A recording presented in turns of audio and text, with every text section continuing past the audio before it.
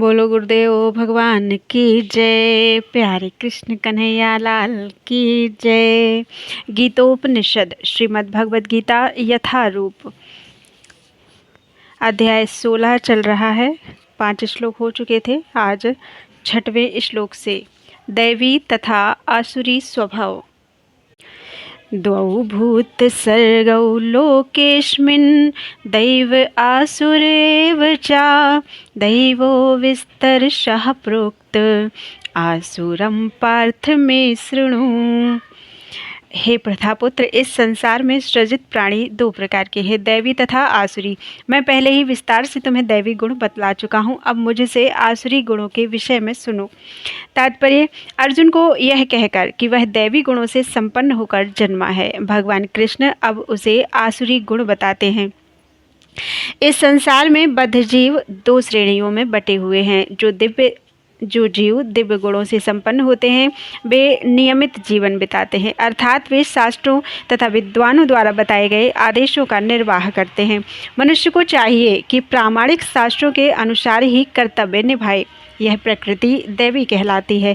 जो शास्त्र विहित विधानों को नहीं मानता और अपनी सनक के अनुसार कार्य करता रहता है वह आसुरी कहलाता है। शास्त्र के विधि विधानों के प्रति आज्ञा भाव ही एकमात्र कसौटी है, अन्य नहीं। वैदिक साहित्य में उल्लेख है कि देवता तथा असुर दोनों ही प्रजापति से उत्पन्न हुए हैं।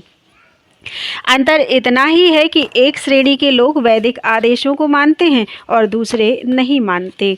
प्रवृत्तिम च निवृत्तिम च जनाना विदुरासुराः न शौचं नापि चाचारो न सत्यम तेषु विद्यते। जो आसुरी हैं वे यह नहीं जानते कि क्या करना चाहिए और क्या नहीं करना चाहिए। उनमें ना तो पवित्रता, ना उचित आचरण और ना ही सत्य पाया जाता है। तात्पर्य, प्रत्येक सभ्य मानव समाज में कुछ आचार संहिताएं होती हैं जिनका प्रारंभ से पालन करना होता है। विशेषतया आर्यगण जो वैदिक सभ्यता को मानते हैं और अत्यंत सभ्य माने जाते हैं इनका पालन करते हैं, किंतु जो शास्त्रीय आदेशों को नहीं मानते वे असुर समझे जाते हैं। इसलिए यहाँ पर कहा गया है कि असुर गण ना तो शास्त्रीय नियमों को जानते हैं, ना उनमें इनके पालन करने की प्रवृत्ति पाई जाती है। उनमें से अधिकांश इन नियमों को नहीं जानते और जो थोड़े से लोग जानते भी हैं उनमें इनके पालन करने की प्रवृत्ति नहीं होती। उन्हें ना तो वैदिक आदेशों में कोई श्रद्धा होती है, ना ही वे उसके अनुसार कार्य करने के इच्छुक होते हैं। असुरगण ना तो बाहर से न भीतर से स्वच्छ होते हैं। मनुष्य को चाहिए कि स्नान करके, दंतमंजन करके, बाल बनाकर, वस्त्र बदलकर शरीर को स्वच्छ रखे। जहाँ तक आंतरिक स्वच्छता की बात है मनुष्य को चाहिए कि वह सदैव ईश्वर के पवित्र नामों का स्मरण करे और हरे कृष्ण महामंत्र का कीर्तन करे। असुरगण बाह्य तथा आंतरिक स्वच्छता के इन नियमों को ना तो चाहते हैं ना ही इनका पालन करते हैं।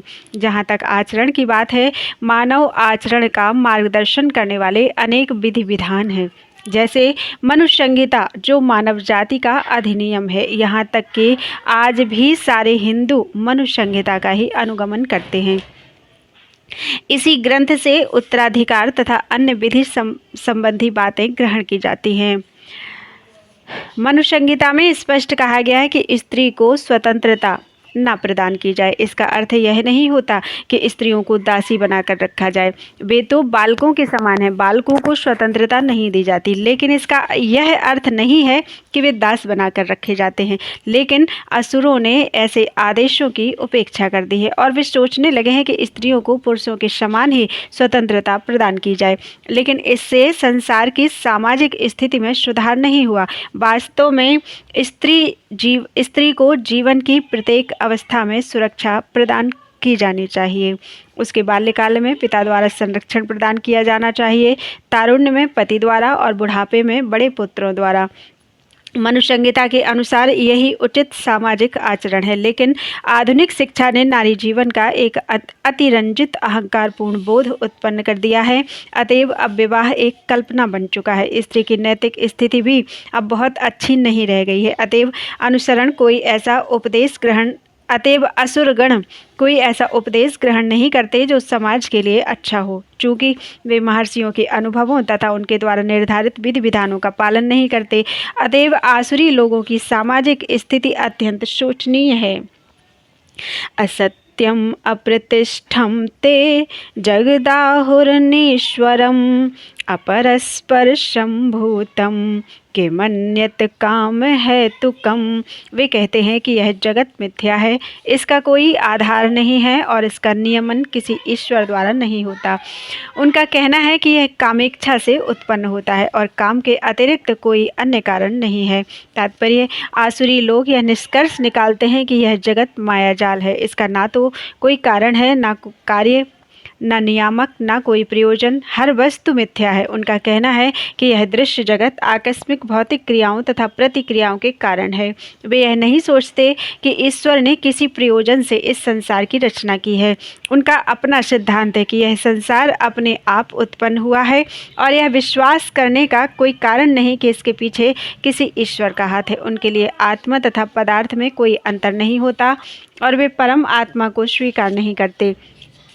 उनके लिए हर वस्तु पदार्थ मात्र है और यह पूरा जगत मानो अज्ञान का पिंड हो। उनके अनुसार प्रत्येक वस्तु शून्य है और जो भी सृष्टि दिखती है वह केवल दृष्टि भ्रम के कारण है। वे इसे सच मान बैठते हैं कि विभिन्नता से पूर्ण यह सारी सृष्टि अज्ञान का प्रदर्शन है। जिस प्रकार स्वप्न में हम ऐसी अनेक वस्तुओं की सृष्टि कर सकते हैं जिनका वास्तव में कोई अस्तित्व नहीं होता। अतएव जब हम जाग जाते हैं तो देखते हैं कि सब कुछ स्वप्न मात्र था, लेकिन वास्तव में यद्यपि असुर यह कहते हैं कि जीवन स्वप्न है, लेकिन वे इस स्वप्न को भोगने में बड़े कुशल होते हैं। अतएव वे ज्ञानार्जन करने के बजाय अपने स्वप्न लोक में अधिकाधिक उलझ जाते हैं। उनकी मान्यता है कि जिस प्रकार शिशु केवल स्त्री पुरुष के संभोग का फल है, उसी तरह यह संसार बिना किसी आत्मा के उत्पन्न हुआ है। उनके लिए यह पदार्थ का संयोग मात्र है जिसने जीवों को उत्पन्न किया। अतएव आत्मा के अस्तित्व का प्रश्न ही नहीं उठता। जिस प्रकार अनेक जीवित प्राणी अकारण पसीने ही से स्वेदज तथा मृत शरीर से उत्पन्न हो जाते हैं, उसी प्रकार यह सारा जीवित संसार दृश्य जगत के भौतिक संयोगों से प्रकट हुआ है। अतएव प्रकृति ही इस संसार की कारण स्वरूपा है, इसका कोई अन्य कारण नहीं है। वे भगवद गीता में कहे गए कृष्ण के इन वचनों को नहीं मानते। मयाध्यक्षेण प्रकृति ही सूयते सचराचरम। सारा भौतिक जगत मेरे ही निर्देश के अंतर्गत गतिशील है। दूसरे शब्दों में, असुरों को संसार की सृष्टि के विषय में पूरा ज्ञान नहीं है। प्रत्येक का अपना कोई न कोई सिद्धांत है। उनके अनुसार शास्त्रों की कोई एक व्याख्या दूसरी व्याख्या के ही समान है, क्योंकि वे शास्त्रीय आदेशों के मानक ज्ञान में विश्वास नहीं करते। एतां दृष्टिमवष्टभ्ये नष्टात्मानोऽल्पबुद्धयः प्रभवन्त्यग्रकर्माणः क्षयाय जगतो हिताः। ऐसे निष्कर्षों का अनुगमन करते हुए आसुरी लोग जिन्होंने आत्मज्ञान को खो दिया है और जो बुद्धिहीन है, ऐसे अनुपयोगी और एवं भयावह कार्यों में प्रवृत्त होते हैं जो संसार का विनाश करने के लिए होते हैं। तात्पर्य, आसुरी लोग ऐसे कार्यों में व्यस्त रहते हैं जिनसे संसार का विनाश हो जाए। भगवान यहाँ कहते हैं कि वे कम बुद्धि वाले हैं। भौतिकवादी जिन्हें ईश्वर का कोई बोध नहीं होता सोचते हैं कि वे प्रगति कर रहे हैं, लेकिन भगवद गीता के अनुसार वे बुद्धिहीन तथा समस्त विचारों से शून्य होते हैं। वे इस भौतिक जगत का अधिक से अधिक भोग करने का प्रयत्न करते हैं। अतएव इंद्रिय तृप्ति के लिए वे कुछ न कुछ नया आविष्कार करते रहते हैं। ऐसे भौतिक आविष्कारों को मानव सभ्यता का विकास माना जाता है, लेकिन इसका दुष्परिणाम यह होता है कि लोग अधिकाधिक हिंसक तथा क्रूर होते जाते हैं। वे पशुओं के प्रति क्रूर हो जाते हैं और अन्य मनुष्यों के प्रति भी। उन्हें इसका कोई ज्ञान नहीं कि एक दूसरे से किस प्रकार व्यवहार किया जाए। आसुरी लोगों में पशुवध अत्यंत प्रधान होता है। ऐसे लोग संसार के शत्रु समझे जाते हैं, क्योंकि वे अंततः ऐसा आविष्कार कर लेंगे या कुछ ऐसी सृष्टि कर लेंगे जिससे सबका विनाश हो जाए। अप्रत्यक्षतः यह श्लोक नाभिकीय अस्त्रों के आविष्कार की पूर्व सूचना देता है, जिसका आज सारे विश्व को गर्व है। किसी भी क्षण युद्ध हो सकता है और ये परमाणु हथियार विनाश लीला उत्पन्न कर सकते हैं। ऐसी वस्तुएं संसार के विनाश के उद्देश्य से ही उत्पन्न की जाती हैं। और यहाँ पर इसका संकेत किया गया है, ईश्वर के प्रति अविश्वास के कारण ही ऐसे हथियारों का आविष्कार मानव समाज में किया जाता है। वे संसार की शांति तथा संपन्नता के लिए नहीं होते। काममाश्रित्य दुष्पूरं दम्भमानमदान्विताः मोहाद् गृहीत्वा सद्ग्राहान् प्रवर्तन्ते शुचिव्रताः।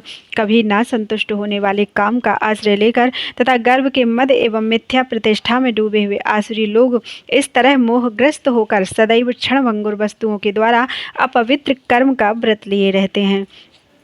यहाँ पर आसुरी मनोवृत्ति का वर्णन हुआ है। असुरों में काम कभी तृप्त नहीं होता। वे भौतिक भोग के लिए अपनी अतृप्त इच्छाएं बढ़ाते चले जाते हैं। यद्यपि वे क्षणभंगुर वस्तुओं को स्वीकार करने के कारण सदैव चिंतामग्न रहते हैं, तो भी वे मोहवश ऐसे कार्य करते जाते हैं। उन्हें कोई ज्ञान नहीं होता, अतएव वे यह नहीं कह पाते कि वे गलत दिशा में जा रहे हैं। क्षणभंगुर वस्तुओं को स्वीकार करने के कारण वे अपना निजी ईश्वर निर्माण कर लेते हैं, अपने निजी मंत्र बना लेते हैं और तदनुसार कीर्तन करते हैं। इसका फल यह होता है कि वे दो वस्तुओं की ओर अधिकाधिक आकृष्ट होते हैं, काम भोग तथा संपत्ति संचय। इस प्रसंग में अशुचिव्रताः शब्द अत्यंत महत्वपूर्ण है, जिसका अर्थ है अपवित्र व्रत। ऐसे आसुरी लोग मध्य स्त्रियों, द्यूत, क्रीड़ा तथा मांसाहार के प्रति आसक्त होते हैं। ये ही उनकी अशुचि अर्थात अपवित्र गंदी आदतें हैं। दर्प तथा अहंकार से प्रेरित होकर वे ऐसे धार्मिक सिद्धांत बनाते हैं जिनकी अनुमति वैदिक आदेश नहीं देते। यद्यपि ऐसे आसुरी लोग अत्यंत निंदनीय होते हैं, लेकिन संसार में कृत्रिम साधनों से ऐसे लोगों का झूठा सम्मान किया जाता है। यद्यपि वे नरक की ओर बढ़ते रहते हैं, लेकिन वे अपने को बहुत बड़ा मानते हैं। चिंतां परिमेयां च प्रलयान्तामुपाश्रिताः कामोपभोग परमा एतावदिति निश्चिता आशापाशसतैर्बद्धाः काम क्रोध परायणाः ईहन्ते काम भोगार्थम अन्यायेनार्थ संचयान। उनका विश्वास है कि इंद्रियों की तुष्टि ही मानव सभ्यता की मूल आवश्यकता है।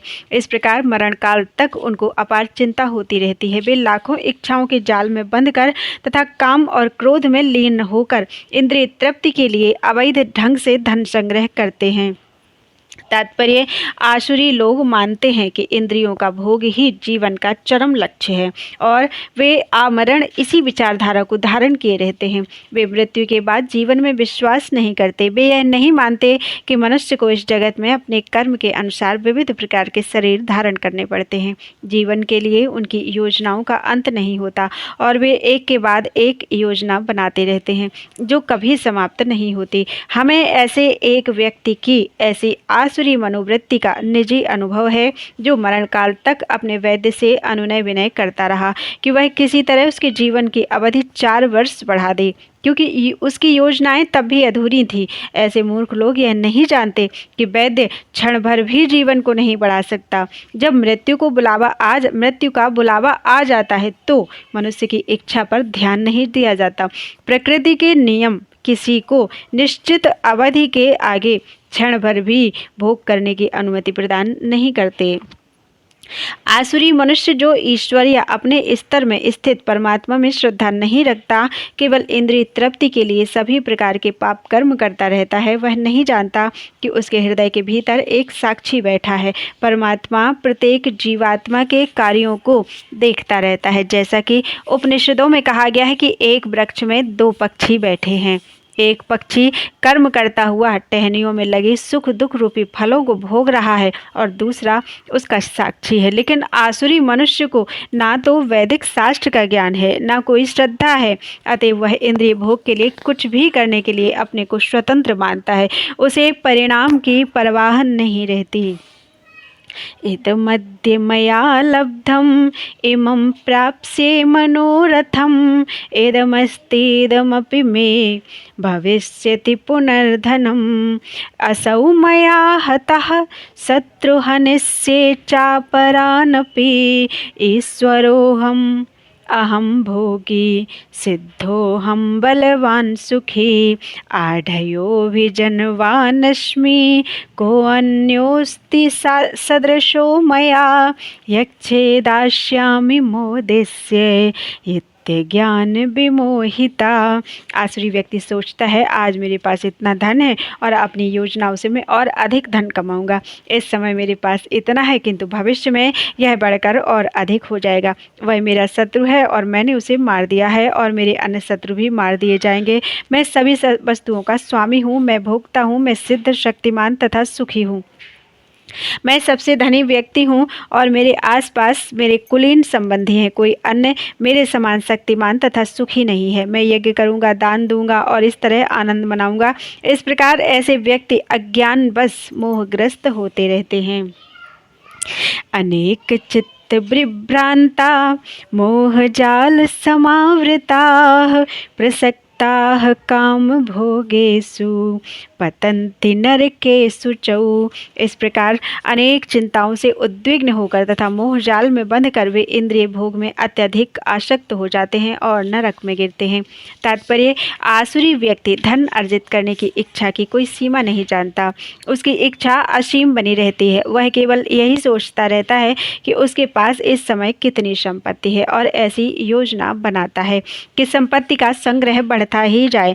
इसीलिए वह किसी भी पापपूर्ण साधन को अपनाने में झिझकता नहीं और अवैध तृप्ति के लिए कालाबाजारी करता है। वह पहले से अपनी अधिकृत संपत्ति यथा भूमि, परिवार, घर तथा बैंक पूंजी पर मुग्ध रहता है और उनमें वृद्धि के लिए सदैव योजनाएं बनाता रहता है। उसे अपनी शक्ति पर ही विश्वास रहता है और वह यह नहीं जानता कि उसे जो लाभ हो रहा है वह उसके पूर्व जन्म के पुण्य कर्मों का फल है। उसे ऐसी वस्तुओं का संचय करने का अवसर इसलिए मिला है, उसे ऐसी वस्तुओं का संचय करने का अवसर इसीलिए मिला है, लेकिन उसे पूर्व जन्म के कारण का कोई बोध नहीं होता। वह यही सोचता है कि उसकी सारी संपत्ति उसके निजी उद्योग से है। आसुरी व्यक्ति अपने बाहुबल पर विश्वास करता है, कर्म के नियम पर नहीं। कर्म नियम के अनुसार पूर्व जन्म में उत्तम कर्म करने के फलस्वरूप मनुष्य उच्च कुल में जन्म लेता है, या धनवान बनता है, या सुशिक्षित बनता है, या बहुत सुंदर शरीर प्राप्त करता है।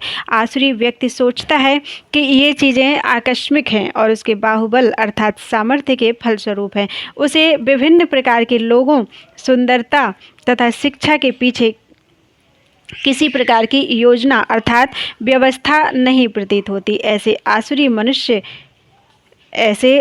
मनुष्य की प्रतियोगिता में जो भी सामने आता है वह उसका शत्रु बन जाता है। ऐसे अनेक आसुरी व्यक्ति होते हैं और इनमें से प्रत्येक अन्यों का शत्रु होता है। यह शत्रुता पहले मनुष्यों के बीच, फिर परिवारों के बीच, तब समाज में और अंततः राष्ट्रों के बीच में बढ़ती जाती है। अतएव विश्व भर में निरंतर संघर्ष, युद्ध तथा शत्रुता बनी हुई है। प्रत्येक आसुरी व्यक्ति सोचता है कि वह अन्य सभी लोगों की बलि करके रह सकता है। सामान्यतया ऐसा व्यक्ति स्वयं को परम ईश्वर मानता है और आसुरी उपदेशक अपने अनुयायियों से कहता है कि तुम लोग ईश्वर को अन्यत्र क्यों ढूंढ रहे हो? तुम स्वयं अपने ईश्वर हो, तुम जो चाहो सो कर सकते हो। ईश्वर पर विश्वास मत करो, ईश्वर को दूर करो, ईश्वर मृत है। ये ही आसुरी लोगों के उपदेश हैं। यद्यपि आसुरी मनुष्य अन्यों को अपने ही समान या अपने से बढ़कर धनी तथा प्रभावशाली देखता है, तो भी वह सोचता है कि उससे बढ़कर ना तो कोई धनी है और ना प्रभावशाली। जहाँ तक उच्च लोकों में जाने की बात है, वे यज्ञों को संपन्न करने में विश्राम नहीं करते। वे सोचते हैं विश्वास नहीं करते।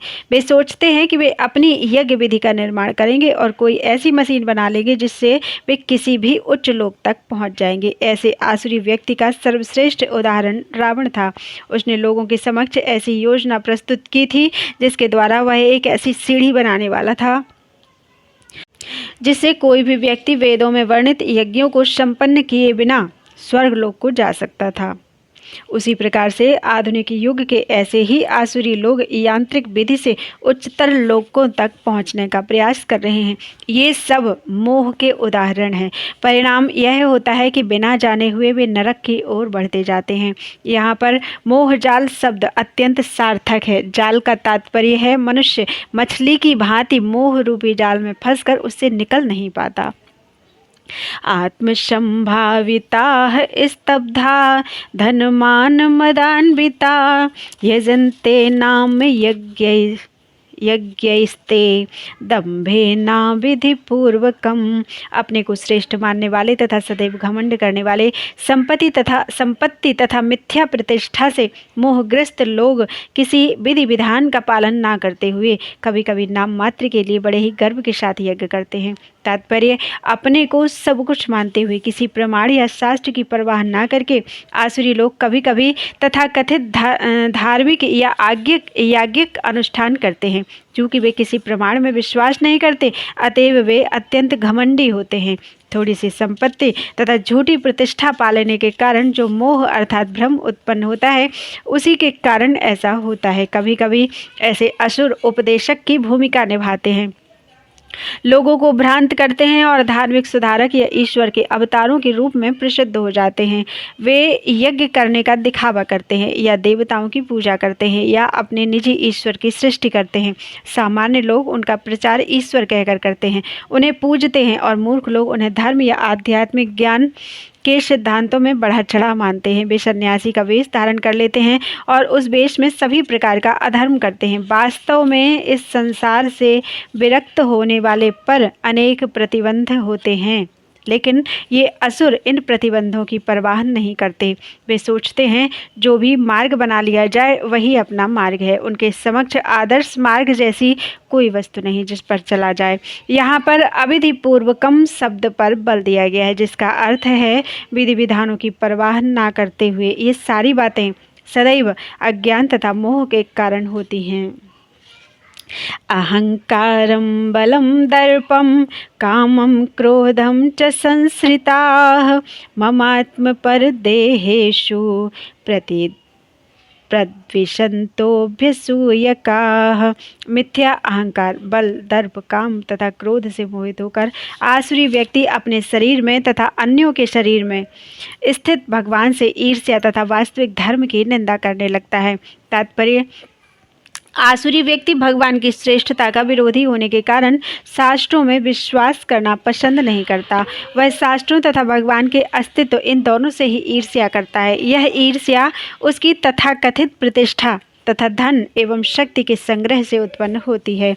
वह यह नहीं जानता कि वर्तमान जीवन अगले जीवन की तैयारी है। इसे न जानते हुए वह वास्तव में अपने प्रति तथा अन्यों के प्रति भी द्वेष करता है। वह अन्य जीवधारियों की तथा स्वयं अपनी हिंसा करता है। वह भगवान के परम नियंत्रण की चिंता नहीं करता, क्योंकि उसे ज्ञान नहीं होता।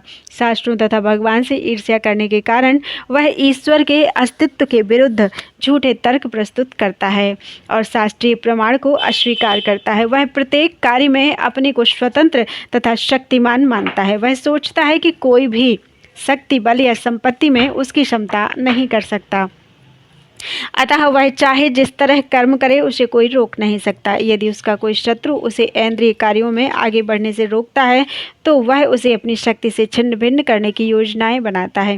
तानहं द्विषतः क्रूरान् संसारेषु नराधमान् छिषाम्यजस्त्रमशुभाना आसुरीष्वेव योनिषु। जो लोग ईर्ष्यालु तथा क्रूर हैं और नराधम हैं, उन्हें मैं निरंतर विभिन्न आसुरी योनियों में भवसागर में डालता रहता हूँ। तात्पर्य, इस श्लोक में स्पष्ट इंगित हुआ है कि किसी जीव को किसी विशेष शरीर में रखने का परमेश्वर को विशेष अधिकार प्राप्त है।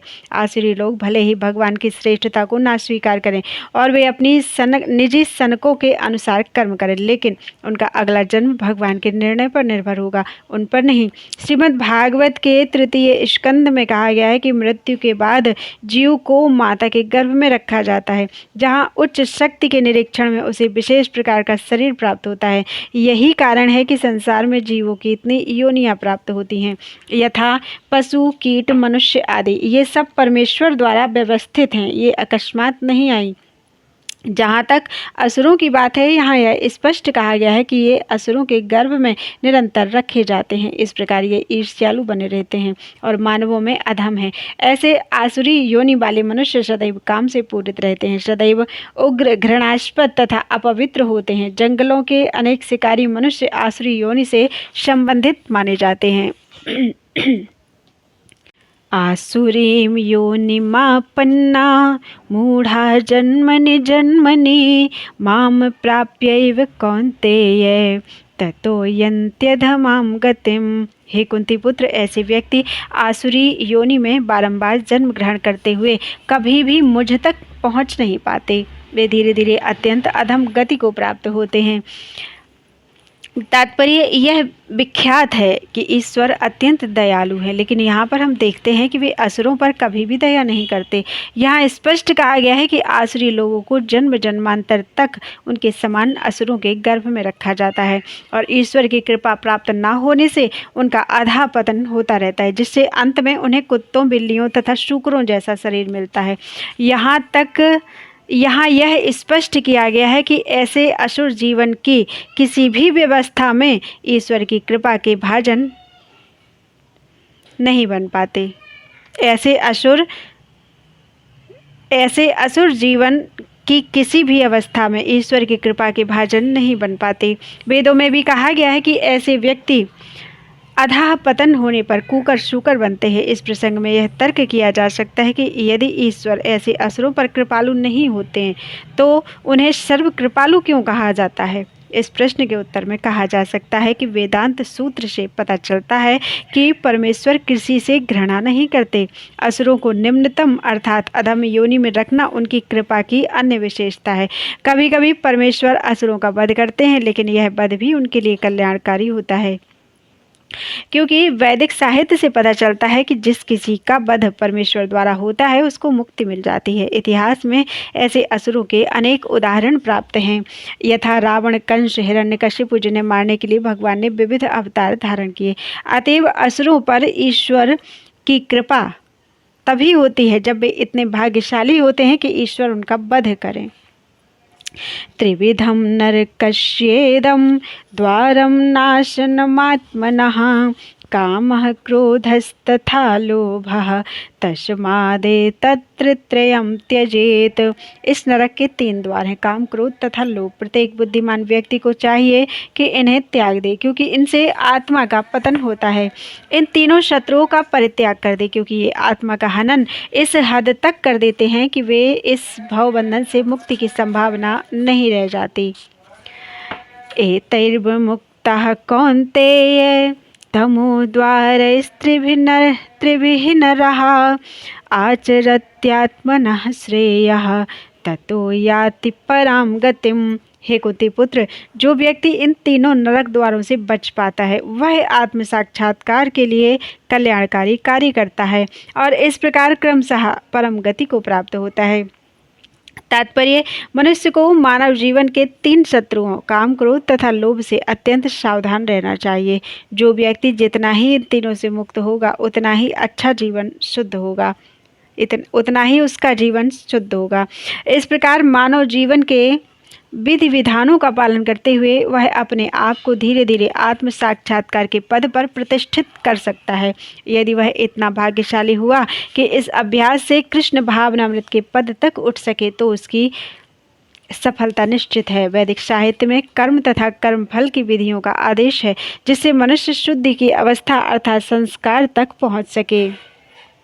सारी विधि काम, क्रोध तथा लोभ के परित्याग पर आधारित है। इस विधि का ज्ञान प्राप्त करके मनुष्य आत्म साक्षात्कार के उच्च पद तक उठ सकता है और इस आत्म साक्षात्कार की पूर्णता भक्ति में है। भक्ति में बद्ध जीव की मुक्ति निश्चित है। इसलिए वैदिक पद्धति के अनुसार 4 आश्रमों तथा 4 वर्णों का विधान किया गया है।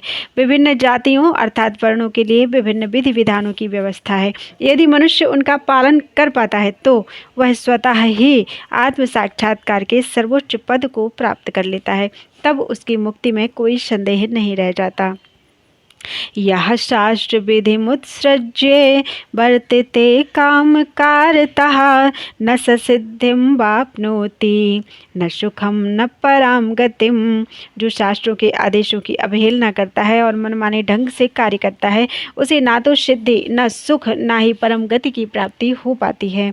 तात्पर्य, जैसा कि पहले कहा जा चुका है, मानव समाज के विभिन्न आश्रमों तथा वर्णों के लिए शास्त्र विधि दी गई है। प्रत्येक व्यक्ति को इन विधि विधानों का पालन करना होता है। यदि कोई इनका पालन ना करके काम, क्रोध और लोभ बस स्वेच्छा से कार्य करता है तो उसे जीवन में कभी सिद्धि प्राप्त नहीं हो सकती। दूसरे शब्दों में, भले ही मनुष्य ये सारी बातें सिद्धांत के रूप में जानता रहे, लेकिन वह इन्हें अपने जीवन में उतार नहीं पाता तो वह अधम जाना जाता है। मनुष्य योनि में जीव से आशा की जाती है कि वह बुद्धिमान बने और सर्वोच्च पद तक जीवन को ले आने वाले विधानों का पालन करे, किंतु यदि वह इनका पालन नहीं करता तो उसका अधःपतन हो जाता है। लेकिन फिर भी जो विधि विधानों तथा नैतिक सिद्धांतों का पालन करता है किंतु अंततोगत्वा परमेश्वर को समझ नहीं पाता तो उसका सारा ज्ञान व्यर्थ जाता है। और यदि वह ईश्वर के अस्तित्व को मान भी ले किंतु यदि वह भगवान की सेवा नहीं करता तो भी उसके प्रयास निष्फल हो जाते हैं। अतएव मनुष्य को चाहिए कि अपने आप को कृष्ण भावनामृत तथा भक्ति के पद तक ऊपर ले आए, तभी वह परम सिद्धावस्था को प्राप्त कर सकता है, अन्यथा नहीं। काम कारतः शब्द अत्यंत सार्थक है। जो व्यक्ति जानबूझकर नियमों का अतिक्रमण करता है वह काम के वश में होकर कर्म करता है। वह जानता है कि ऐसा करना मना है लेकिन फिर भी वह ऐसा करता है, इसी को स्वेच्छाचार कहते हैं। यह जानते हुए भी कि अमुक काम करना चाहिए फिर भी वह उसे नहीं करता, इसीलिए उसे स्वेच्छाचारी कहा जाता है। ऐसे व्यक्ति अवश्य ही भगवान द्वारा दंडित होते हैं। ऐसे व्यक्तियों को मनुष्य जीवन की सिद्धि प्राप्त नहीं हो पाती। मनुष्य जीवन तो अपने आप को शुद्ध बनाने के लिए है, किंतु जो व्यक्ति विधि विधानों का पालन नहीं करता वह अपने को ना तो शुद्ध बना सकता है ना ही वास्तविक सुख प्राप्त कर सकता है। तस्मात् छात्रम प्रमाणम ते कार्य व्यवस्थितौ ज्ञात्वा शास्त्र विधानोक्तम कर्म कर्तुम इहार्हसि। अतएव मनुष्य को यह जानना चाहिए कि शास्त्रों के विधान के अनुसार क्या कर्तव्य है और क्या अकर्तव्य है। उसे ऐसे विधि विधानों को जानकर कर्म करना चाहिए जिससे वह क्रमशः ऊपर उठ सके। तात्पर्य, जैसा कि 15वें अध्याय में कहा जा चुका है कि वेदों के सारे विधि विधान कृष्ण को जानने के लिए हैं। यदि कोई भगवद गीता से कृष्ण को जान लेता है और भक्ति में प्रवृत्त होकर कृष्ण भावनामृत को प्राप्त होता है तो वह वैदिक साहित्य द्वारा प्रदत्त ज्ञान की चरम सिद्धि तक पहुंच जाता है। भगवान चैतन्य महाप्रभु ने इस विधि को अत्यंत सरल बनाया। उन्होंने लोगों से केवल हरे कृष्ण महामंत्र जपने तथा भगवान की भक्ति में प्रवृत्त होने और अर्चा विग्रह को अर्पित भोग का उच्छिष्ट खाने के लिए कहा। जो व्यक्ति इन भक्ति कार्यों में संलग्न रहता है उसे वैदिक साहित्य से अवगत और सार तत्व को प्राप्त हुआ माना जाता है। निसंदेह उन सामान्य व्यक्तियों के लिए जो कृष्ण भावना भावित नहीं है या भक्ति में प्रवृत्त नहीं है, करणीय तथा अकरणीय कर्म का निर्णय वेदों के आदेशों के अनुसार किया जाना चाहिए। मनुष्य को तर्क किए बिना तदनुसार कर्म करना चाहिए। इसी को शास्त्र के नियमों का पालन करना कहा जाता है। शास्त्रों में वे 4 मुख्य दोष नहीं पाए जाते जो बद्ध जीव में होते हैं। ये हैं अपूर्ण इंद्रियां, कपटता, त्रुटि करना तथा मोहग्रस्त होना। इन 4 दोषों के कारण बद्ध जीव विधि विधान बनाने के लिए अयोग्य होता है। अतएव विधि विधान जिनका उल्लेख शास्त्र में होता है जो इन दोषों से परे होते हैं सभी बड़े बड़े महात्माओं, आचार्यों तथा महापुरुषों द्वारा बिना किसी परिवर्तन के स्वीकार कर लिए जाते हैं। भारत में आध्यात्मिक विद्या के कई दल हैं जिन्हें प्रायः 2 श्रेणियों में रखा जाता है, निराकारवादी तथा साकारवादी। दोनों ही दल वेदों के नियमों के अनुसार अपना जीवन बिताते हैं। शास्त्रों के नियमों का पालन किए बिना कोई सिद्धि प्राप्त नहीं कर सकता। अतएव जो शास्त्रों के तात्पर्य को वास्तव में समझता है वह भाग्यशाली माना जाता है। मानव समाज में समस्त पतनों का मुख्य कारण भागवत विद्या के नियमों के प्रति द्वेष है। यह मानव जीवन का सर्वोच्च अपराध है। अतएव भगवान की भौतिक शक्ति अर्थात माया त्रैतापों के रूप में हमें सदैव कष्ट देती रहती है। यह भौतिक शक्ति प्रकृति के 3 गुणों से बनी है। इसके पूर्व की भगवान के ज्ञान का मार्ग खुले मनुष्य को कम से कम सतोगुण तक ऊपर उठना होता है। सतोगुण तक उठे बिना वह तमोगुण तथा रजोगुणों में रहता है जो आसुरी जीवन के कारण रूप हैं। रजो तथा तमोगुणी व्यक्ति शास्त्रों, पवित्र मनुष्यों तथा भगवान के समुचित ज्ञान की खिल्ली उड़ाते हैं। हैं। वे गुरु के आदेशों का उल्लंघन करते हैं और शास्त्रों के विधानों की परवाह नहीं करते। वे भक्ति की महिमा का श्रवण करके भी उसके प्रति आकृष्ट नहीं होते। इस प्रकार वे अपनी उन्नति का अपना निजी मार्ग बनाते हैं। मानव समाज के यही कतिपय दोष हैं जिनके कारण आसुरी जीवन बिताना पड़ता है, किंतु यदि उपयुक्त तथा प्रामाणिक गुरु का मार्गदर्शन प्राप्त हो जाता है तो उसका जीवन सफल हो जाता है, क्योंकि गुरु उच्च पद की ओर उन्नति का मार्ग दिखा सकते हैं। इस प्रकार श्रीमद् भगवद गीता के 16वें अध्याय दैवी तथा आसुरी स्वभाव का भक्ति वेदांत तात्पर्य पूर्ण हुआ। 16वां अध्याय पूरा हुआ। 24 श्लोक थे इस अध्याय में पूरे हो चुके हैं। बोलो वृंदावन बिहारी लाल की जय।